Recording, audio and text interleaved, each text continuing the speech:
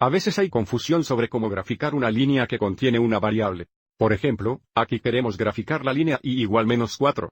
La línea que contiene una variable va a ser una línea vertical o una línea horizontal.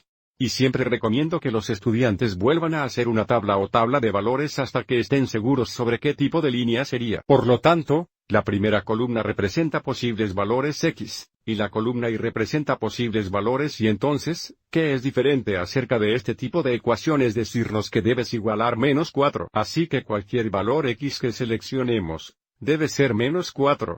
Vamos adelante y registre -4 exaneutones la columna y digamos 3 veces. Ahora, avise cómo esta ecuación no contiene X, lo que significa X puede ser cualquier valor que queremos.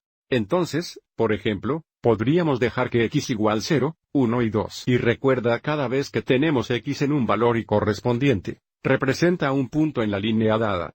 Así que esto nos dice que la línea debe contener el punto donde la coordenada X es 0 y la coordenada Y es -4. Cuando X igual 1 y igual -4, nos dice que la línea debe contener el punto donde la coordenada X es 1 y la coordenada Y es -4.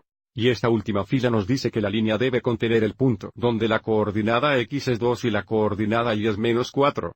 Entonces, si trazamos estos 3 puntos, entonces podemos dibujar la línea dada, Y igual -4. El punto sería este punto aquí en el eje Y, o nuestro intercepto. El punto, cambiamos al derecho del origen, y luego abajo 4 unidades. Y entonces para el punto mudamos a la derecha 2 unidades, y abajo 4 unidades. Y ahora podemos al menos ver que, Y igual -4 es a Siemens una línea horizontal que pasa a través de estos 3 puntos, y aviso cómo intercepta el eje Y en -4. Entonces, si hacemos esto suficientes veces, creo que reconoceremos que cuando tenemos una línea en forma de Y igual a alguna constante C, va a ser una línea horizontal que intersecta el eje Y en C. Pero hasta entonces, podemos siempre confiar en una tabla de valores para graficar una línea correctamente y que contenga una variable. Espero que esto fue útil.